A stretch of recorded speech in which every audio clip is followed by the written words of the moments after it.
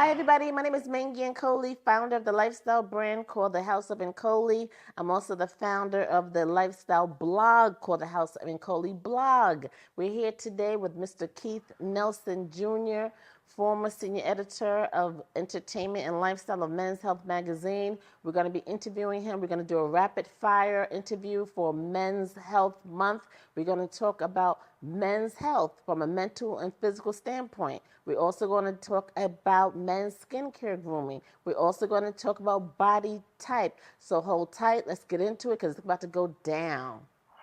So right now, I'm going to go ahead and introduce the man of the hour, Mr. Keith Nelson Jr. Hi, Keith. How are you today? I'm doing good. How you doing? Good. Thank you for being Hey, here. Appreciate no, you. thank you for having me. I always love having honest conversations with good people. So thank you for Wow. having me here. Guys, he said good people. Don't forget that, okay? Of course, Thank you. the best people. Thank you.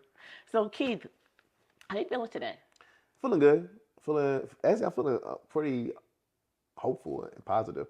Oh, I like that. The Why? the weather's amazing in New York City, and whenever we're in Harlem right now. Yeah. Whenever I'm in Harlem, it just feels like It's so anything could fun. happen. Yeah. Anything could happen. And that's New York City overall. Like you just want to follow the energy and see what it takes you. See, that's what I keep telling people. I'm from Brooklyn, but then once Shout I out moved to Brooklyn. Brooklyn, but then once I moved to Harlem, Harlem just had some sort of hold over me. It just Yeah. birthed me. So I understand what you mean as far as Harlem having this vibe, but I'm glad that you're here, and we're gonna jump right into it. Let's go. Look at that. Let's go. So Keith, let's see. What's the first question I should ask you?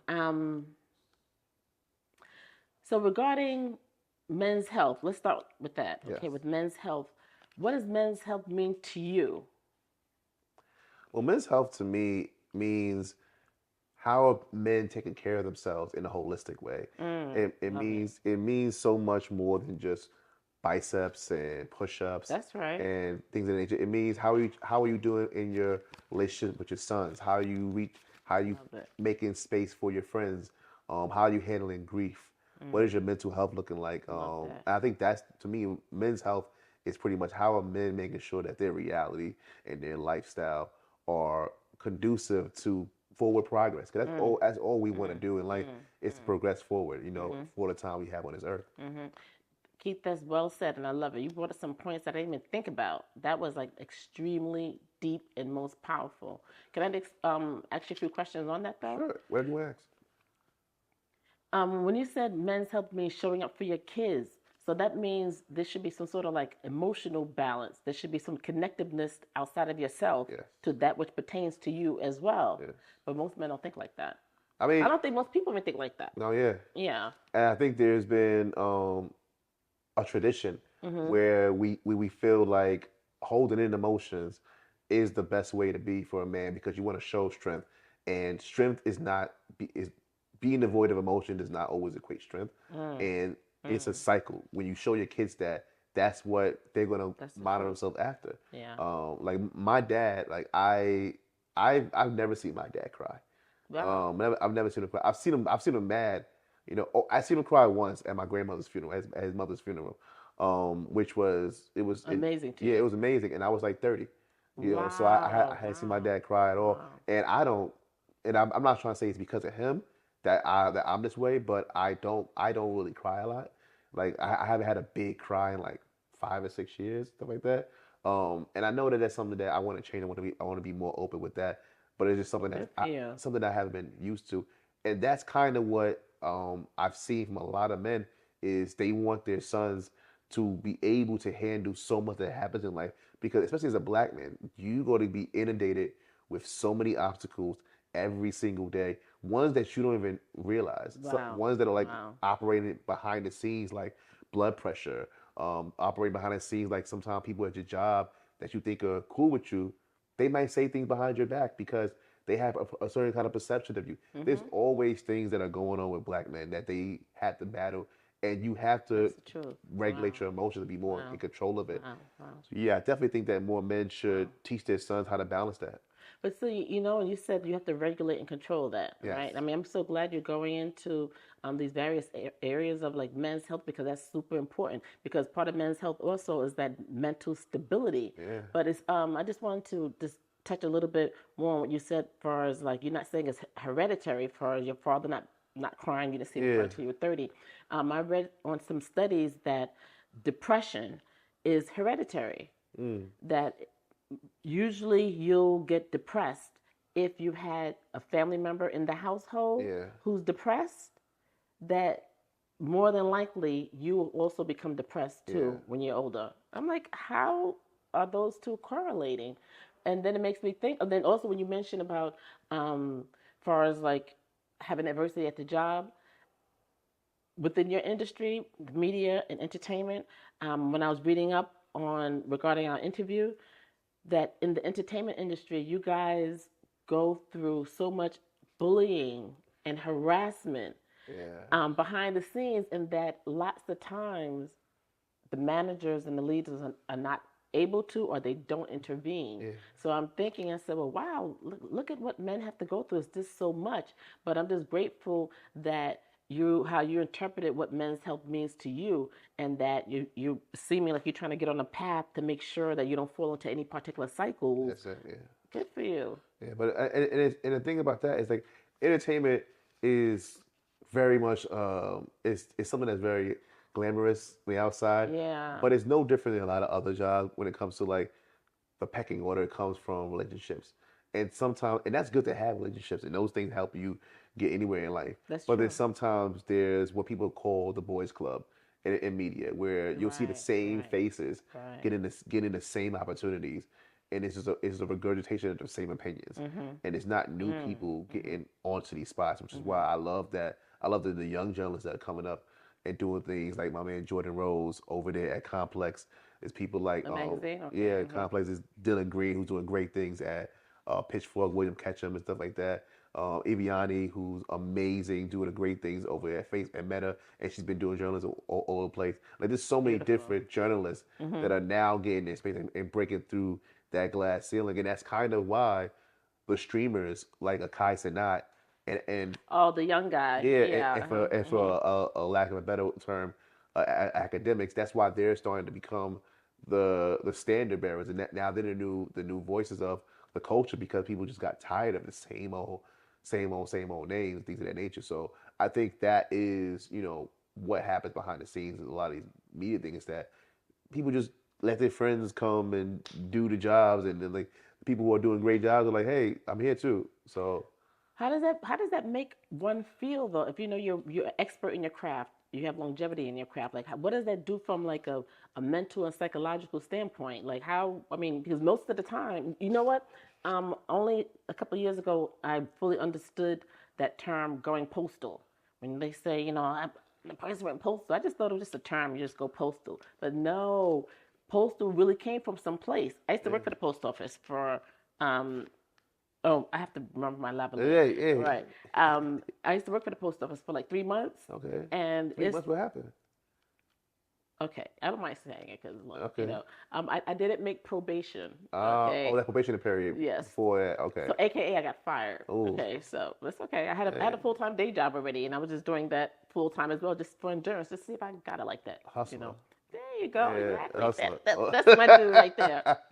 And so it was very toxic, hmm very, very, very toxic environment. It was really stressful. So I understand, as far as like working in an environment, and you may feel a certain way mentally because of what you're going through behind the scenes. Like, what are the types of ways that you use to um, keep Keith, the serenity of Keith?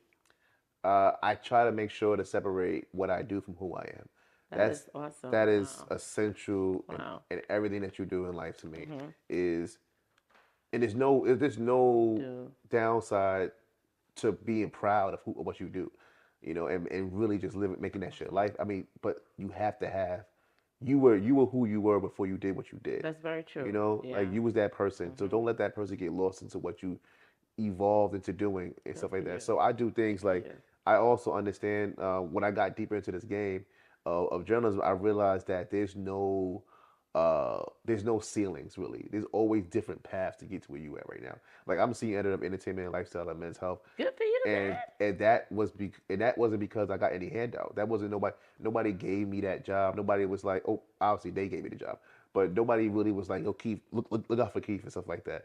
There was nothing like that. I just put the work in. Good for you. And I went and just freelanced all over the place. I wrote for um, Vibe magazine. I wrote for Billboard. I wrote for Revolt. I wrote for Complex Grammys. Like I just hit the pavement and just kept working. And I realized that if you do the work, the good rewards will come. But you have to do the work. The problem is that a lot of people think that volume is or quantity is more important than quality. So they'll get frustrated. Like I've been doing this for 5 years. Why am I not getting on? It's because you've been doing the same thing for 5 years. You've been writing from this for the same site, the same blog. Maybe that blog doesn't have that kind of visibility, but it's something that you're used to. Right. And as humans, we're creatures of comfort.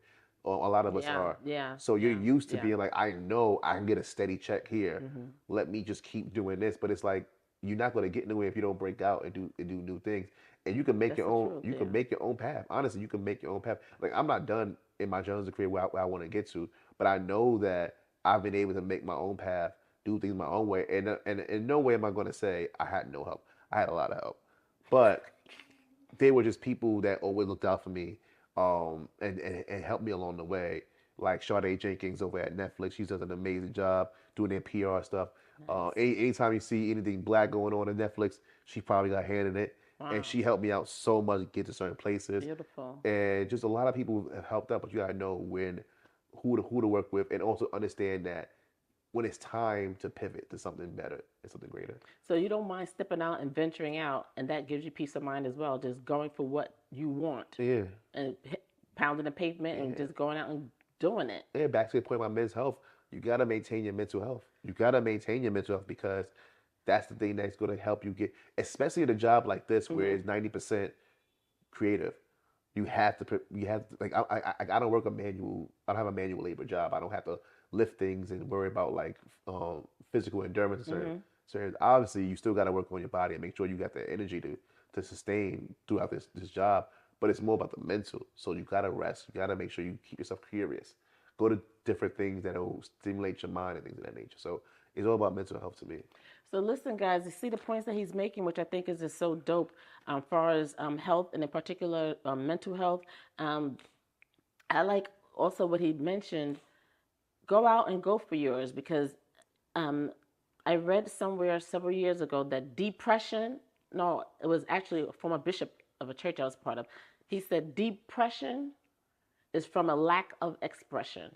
And that was so powerful because I had a brother who suffered from severe depression and he couldn't get out of it for like 20 years. Wow. And several years ago, he decided the best way for him to deal with it was to take his life.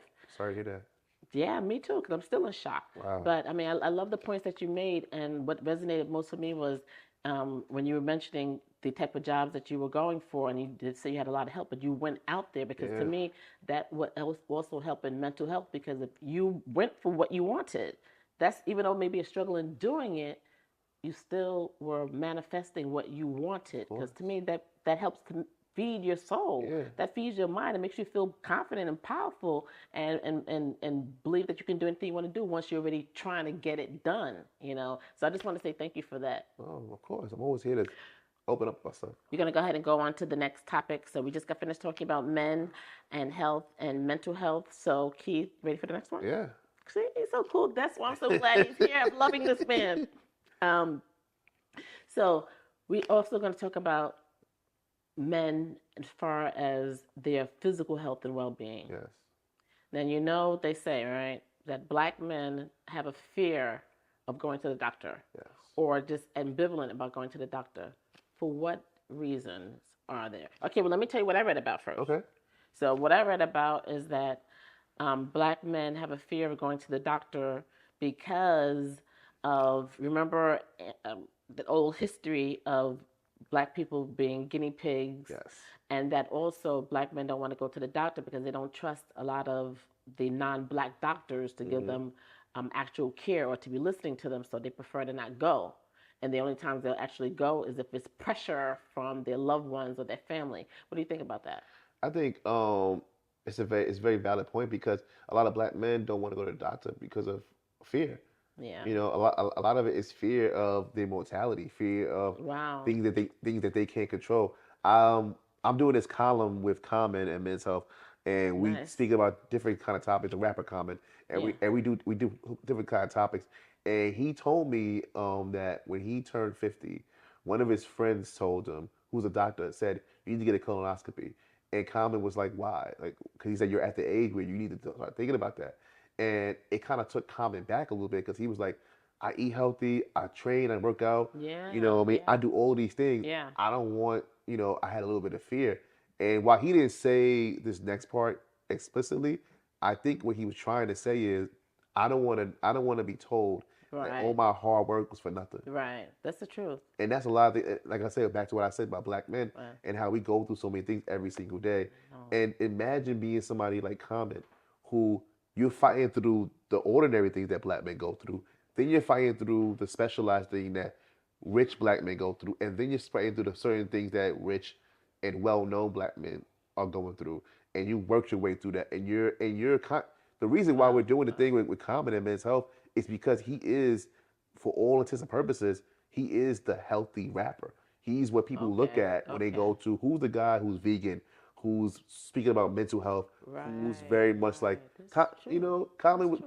Right. Common is on non-champa and yoga and stuff like that. So imagine if he's like, I did all of that, and then I go to the doctor and they say, hey, yeah, you got stage 3 cancer, which he That is doesn't scary. Yeah. he doesn't have. Yeah. But imagine that. That's for Common.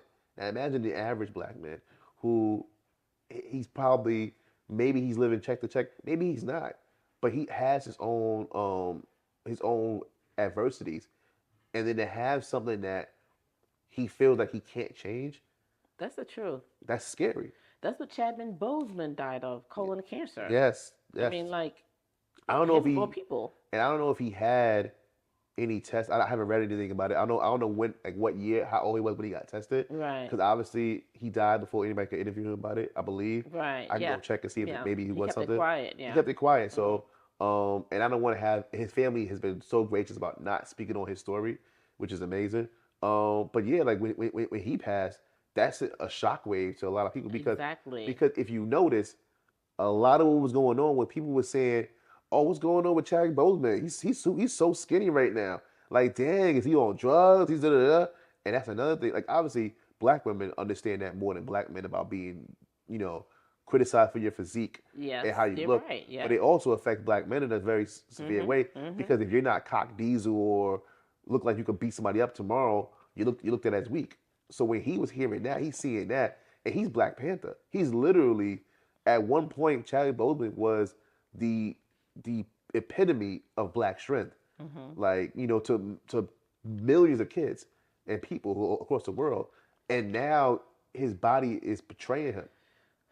So I can only imagine what he was going through with that in that mentality. I can only imagine how he felt being like, damn, I no longer have, and to know that, because usually when you get that kind of diagnosis, they tell you how much time you have left. That's the truth. So not only Yeah. does he know his time is limited, he knows his last years on Earth aren't going to be in the physique that he wants to be in.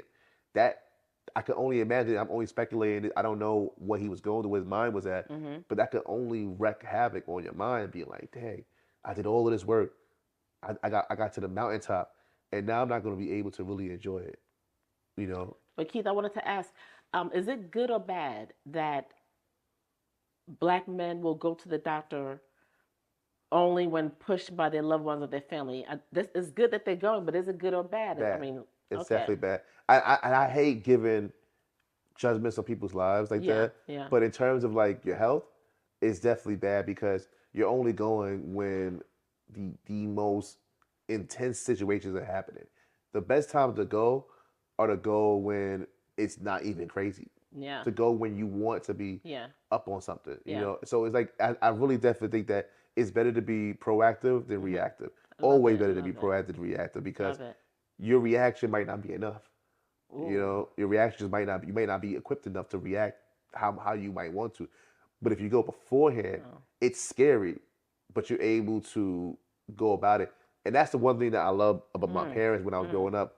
So when I grew up, I had a ring where I got a bald spot that's still here. From there? Yeah, Okay. into the back of my head, like, and I had a rash for a long time because of the places that I was playing in. Yeah. And my parents was like, "Let's go get that checked out." Yeah. And I was 7 years old, and I got that checked out. They looked at it, and I had a really rough, like from 7 to like 13 was really rough for me because, kids are just terrible. Yeah. You got a bald spot, you got all these different things. People gonna be like, what's wrong with this kid? I was scratching my rash until it bled a lot of times. It was just a Yeah. really, really bad situation. But what I loved about that is it made me understand and be um, close to my health and Good be for you. aware of it at Wow. such a young age. Wow. Like at a young age, I was like, yo, the things you do can really lead to some lifelong damages to yourself. And so I can say, knock on wood, we don't have no wood, but I haven't had a major injury in my life. Like I Wow. never broken a bone, had a concussion, never been in the hospital for longer than like a Wow. week. That's amazing. So like I haven't really had anything because I've been so, and Wow. to some extent, I guess, too cautious about things. But I just haven't been like, I've been like, let me make sure I'm taking care of myself. So Good for it's better you. to be proactive than reactive to me. Can you please say that to the camera so that black man can Oh hear yeah, that? it's definitely better to be proactive than reactive because you never know if you have enough to react. Mm. Um, you might be 70 years old and you'll find out that hey, if you would have started eating greens and working out a little bit when you was 30, then you'd be fine right now. Now you can't really do that. Maybe you have a disability, things of that nature, or maybe you're not even 70. Maybe you're 40 years old, and now you have high blood pressure. And if you were to just change your diet a little bit when you was younger, it would have been different. But it's always good to be proactive and reactive. But more is better. It might be better to be proactive than reactive, but overall, above anything else, it's better to know. Mm. High five with that. Thank you. Of Thank course. you. So that's going to lead me into the last segment. I mean, the last question on health. So it sounds like you make sure to stay on top of your health because you had some bad experiences when you were 7, Yes. and you stay on top of your health now. Yes. That is Yes. incredibly awesome. But I'm also human and I have my own issues too when it comes to certain health. Like I'm still trying to find the right therapist. Um, and when I was younger, therapy to me meant like, oh, you're crazy. Me too. You Exactly. know, it really didn't Before. change until this whole movement that's been happening in the last 7 years of people being like, no, therapy is for everybody. Everybody needs to Yep. have therapy. Yep. Especially joining men's health 2 years ago. I've seen so many stories that are like, wow, people's lives have changed because of therapy. It is not because of, and the biggest issue with therapy for a lot of people, especially in the black community, is that we think that therapy is going to solve all the problems. I'm going to talk to somebody, Yeah. they're going to tell me something, Yeah. and then my depression is going to go away. That is not what therapy is. And when I learned that therapy is to give you tools for you to do the work. Yeah. Like there's no one person, on earth that can give you a pill or a saying or a counsel that will completely end all your like there's no like going to a therapy room and then going back home and just being your regular self and doing nothing and then you'll be fixed. You gotta put the work in. I was like you before. Also, I wouldn't go to a therapist because, as a person who believed in God, I thought that I was being a failure. That I couldn't go. That meant that I don't know how to solve my problems with God. But I'm like, if I have any other physical ailment, I'm going to a medical doctor. Yeah. So I had to tell myself years later that this is a doctor also. This is a doctor of psychiatry or a Yes. doctor of psychology. So it's okay. So once I embarked on going to a psychologist, I wanted to find a black woman Always. with a PhD. Because I didn't want just a master. I needed a PhD psychotherapist. And it revolutionized my life. See? I said, why didn't I do this before? I mean, why didn't I do this before? And it was so very helpful. So I tell people all the time, I advocate, please go to therapy because you need it. This is what they're there for in the first place. So And a good point you mentioned about God. A lot of people feel like all things can be fixed through God, and like they think that that God and science are just like always at odds. When really, science is doing the job that God wants people to do. So what I mean by that is this: is that there's no machine on Earth more complicated than the human mind. yeah, You can have yeah, they're that's building true. supercomputers to be able to do what the mind does. You're right. And obviously there's things that the supercomputer could do quicker than the brain. Like you could ask for a question, it'll come out in this. A supercomputer can't create consciousness. A supercomputer cannot retrieve memories and develop them out of nowhere. But it's by you saying a word. It can retrieve information. It can do Right. calculations. It could be a database. Yeah. But with that being said, what do you do with every machine? Do you just let the machine keep running, or do you plug it into the charger? Do you turn it down at night so it can cool off? Do you go to the Geek Squad or the Apple Store to get it checked out? Right. That's your brain too. Your brain needs maintenance that you can't do all the time. That's right. You know, and, That's right. and maintenance isn't just, and obviously you could do praying in conjunction with going to the doctor. Why did you That's need to exactly what only I have did. one Yep. tool? Yep. You know, why You're you right. You're 1,000% correct. yeah. It's like no handyman has one tool in his belt. They have like 1,000. They have all these different tools because they know that certain tools, while certain tools could do more than other tools, like prayer. I am a big believer that prayer and manifestation helps out a lot more than people want to give it credit for.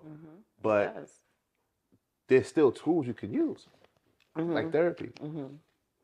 So, since we talked about health, I want us to segue into skincare.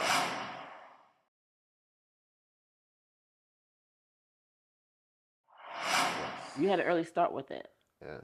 and you said it was vicious for like several Vicious. years. Shout out Neutrogena, saved my life. I'm telling you, that rash was bad. And then we found Neutrogena. But it lasted for years. That's what I wanted to ask you because you said that the torment was for years. I was like, how did it happen for years? Well, the rash and the bald spots were for years in conjunction because it was just like when I tell you I would itch all the time. Oh, okay. Like it would be crazy. Yeah. It would be like I'd be in a shower, I'd be in a tub taking a bath, scratching and then to the point where the bath is now blood. Like it's no more water. It's water, but it's like blood mixed with the water everywhere. Wow. So it was really bad. But then once I got Neutrogena and got on that, it went away. Like even sometimes I'll catch myself and be like, damn, it's really gone. And I haven't had it for 20 years. Good for you. 20 plus years. You still remember the time though? I will never forget. Like I can recall how it felt, the sensation. Every time I touch my stomach, I recall little remnants of how that felt, which goes back to the whole supercomputer analogy. It's like this is stored in my brain forever. Like I will always be able to feel what that felt. But yeah, I got over that. And yes, now I'm very big into skincare and everything. Look at you, go boy! Look at you. So you told me during the pre-interview that you've been complimented on your skin and that you take care of your skin. Yes. You said you were doing it naturally, but now you pay more particular attention to it. Yes. I have a passion for skincare and skincare for men. Men grooming themselves, basically. Men being aware that it's cool to groom themselves. But I wanted to ask you regarding men grooming themselves and you just being a forerunner in that because you said you were doing that for a long time anyway. Yeah. When you're grooming yourself, how do you feel? Does it do something to you from an emotional and psychological standpoint when you know you're pampering? Because I know you go to the spas and you do your facials and all of that. So what does it do for you? I will say I gotta get more on to regular spa visits because when I go there, I just feel like a better version of myself. I'm sure. Like you just, even if it's something small like pedicures and manicures, the other nature, you just feel like a better version of yourself when you're taking care of yourself. Like that maintenance. It's just when I put like a clay mask on and just sit back, smoke a joint, listen to some jazz, some Miles Davis or whatever, and then I just go back off and take it off.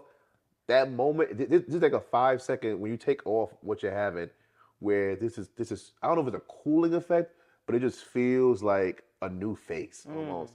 It feels like, oh wow, it kind of feels like when you clean your apartment or you clean your house.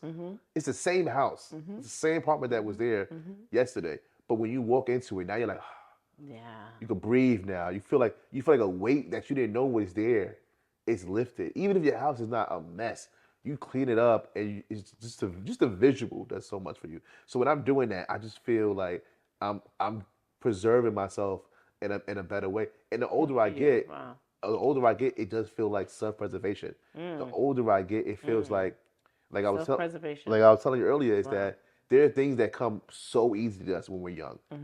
And I took some of that for granted. I took some of those things for granted, thinking that, this is just who I am. Like other people who are my age, they have these kind of issues. They have issues with staying slim. They have issues with running. They have issues with their skin, you know. And even now, when I see people who have like rough skin, I'm thinking like, oh, that's just something that they did sometimes. But now I'm realizing that no, the body is it evolves at its own pace. And there's going to be things that came easy to you when you was 12, That's the 15, truth. Yeah. 22 that is not that easy anymore. But you got to understand, back to the point is, you got to know that certain things aren't going to always be as easy as they always been. So taking care of my skin feels like I'm preserving something that God gave me. Good for you. You know, he didn't give me height, you know, but he gave me smarts. He gave me good skin. He gave me a lot of other things. So it's better to preserve what he gave me than to just think that it's going to be there forever. Because, you know, I realized belatedly that skin presentation goes a long way. Yes, it does. I did some research and found out, which is quite shocking, that some people get jobs because of how they physically look. Oh, yeah. They look healthy. So the health means wealth. Yeah. The health means that It definitely does. That you have longevity, and they may not at all have that, but. And I couldn't understand. I said, well, why would skin presentation, like what would, but then I understand it, you know, because I look at people who have glowing skin, male or female. I'll stop them on the street and say, your skin looks really good, just to let them know, whatever you're doing, keep it up.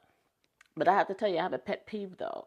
Men who do not moisturize their feet and their elbows. And I'm not understanding what's the story behind it. Because I want them to understand that your skin is part of your body. Yeah. So even though black men haven't been taught that, they haven't been taught to make sure that like you said, you're preserving your skin, you're preserving your health. Because I'm a skincare expert, your skin is your immune system. Yes. It'll tell you how your body's feeling. I couldn't believe it. It will tell you how your body's feeling. To find that out. I'm like, what? This is... To that point, I will say this. It's funny and it's a little bit... It's not totally graphic, but it's funny. Yeah. I was dating this woman when I was 22, 23 years old. And she told me, like... And she started becoming a CNA. So she was taking care of, like, older people, older men. And she told me, like, hey, you better be wiping between your ass. And I was like, what do you mean? Like, you better be wiping between your ass. As far as in the general shower or using bathroom, the toilet? In the shower. Like, when you're washing, don't just wipe your legs and your arms and then you're done. It's like, go between your ass, open your ass cheeks and wipe in there. And I was like, why?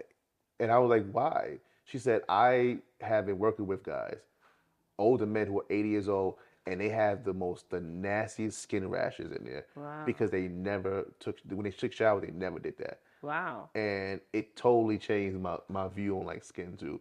Because I was like, why wasn't I doing that early on? Like, why was I not going in there and making sure? Like, obviously, that's the one place where you might want to take care of that because you got a lot of things coming out of that. So, wipe between your ass. So I just think that I'm trying to do a movement of black men getting into their skin. So I'm glad you're doing it. You know, I love to hear about black men being concerned about their skin, because your skin is part of your health. It's part of your well-being. So can I just give you a dap for that? Of course. I'm proud of you that you actually do that, because I'm sure since people already notice your skin, you're being a role model. I'm just saying, men, please take care of your skin. Skin is part of your health. It's part of your body. It's part of your body. Take care to honor it, because, you know, it's a beautiful thing that black people, we don't really wrinkle as the rate that white people do. Or lots. My mom died at 89, and she was the most beautiful skin. Didn't even have any cellulite either, you know. But please take care of your skin. It's super important. It goes far and it means a lot. So that's just what I wanted to say regarding that segment. Not sure anything else you wanted to say? No, I just want to say that 100%. A lot of it was all what this conversation has shown a lot, and the one thing that I've always known and realized is how interconnected your body is. Like, you know, it's, I mean, you could visually see that your legs are connected to your feet, connected to your thighs. Like, you can see that. Yeah. But it's also just like everything works in conjunction. Exactly. In a beautiful way. It's scary sometimes, because if one thing is messed up, a lot of things get messed up. So it's definitely scary. But like, when you take care of these things, the harmony you feel in your body. Like Love it. there are days where it's not every day that I'm a work in progress. I'm not a finished product at all. Good for But you. there's days when I'll do my journaling, I'll do my skincare, I'll do my high intensity workouts, I'll eat some nice fresh berries and a good smoothie. It'll be sunny outside, and you just feel like you could do whatever. Like today, like I told you, I feel like I could be up until 3 a.m. out here because I just feel like amazing because I'm able to take control of what my body's doing to a certain extent. We don't all control our body 100%. Our body's gonna do what our body's gotta do. Yeah. But it's good to have a good amount of control where I can like dictate where things might go. Good for you. Man, I hope you heard that. Okay, because that's super important. And we want to make sure we preserve our black men because you guys Yes. are our precious jewels. Yes. So I'm getting the cue that we have to wrap up. I have one more question for you. Okay. Okay. So regarding, or on a topic. So regarding body type. We kind of skirted around it a little Yeah. bit, you know, like you said, that people, you know, think like a man is supposed to have like this big body and Yeah. what did I write here? I can't see my own handwriting. That's terrible. Cause usually The big body type guys, huh? Yeah, I was moving. You know, okay, you were saying something fascinating, but yeah, I was like that too. I Yeah. thought that men are supposed to have like, if you're big and strong, that means you're powerful and Yeah. you're good and your mind is good. I mean, Yeah. that's since been dispelled. Okay, so I'm like, okay, wow. But I like what we were talking about, you know, during the pre-interview when you said like body type. How body type does not necessarily mean good health. Yes. And you know how people like to fat shame people. Yes. I never fat shame people, but I also thought that because I come from a family that's heavily into physical fitness, we were athletes growing up, almost everybody in my family. So we grew up with being physically fit. Yes. So I thought that whoever's not, that means you're willfully not being, you're being lazy. Yeah. Okay, and you're being slothful. That's what I thought. But now that I'm suffering from my own, okay, health issues and body issues and being unnecessarily fat and areas of my body that I'm not happy with because I've had injuries and I'm trying to get back on point. My mindset has changed. So for you, what's your perspective on body type equaling health? I feel like body type isn't it's not an indication of how healthy somebody is. Obviously, Right. Excellent. it could be an indication of what they're able to do sometimes, but a lot of times it's not. Like at Men's Health, we did this amazing project called Every Body is Perfect, where we highlighted so many different bodies, trans bodies, overweight bodies, just so many different bodies and how they're able to do the things they do. I talked to this guy Martinez, and I forget his last name. Forgive me, but he's known as the 300-pound runner, and he does a run club for people who are like bigger people who want to run. That's awesome. And he's run marathons. Like he's run more marathons than anybody that I know who's like half his size. Marathons are hard. Hard, and Very hard. he's done all of them, and he's still relatively the same size. And not to say that it's not working, but what it's saying is that that's a body type that works for him. You know.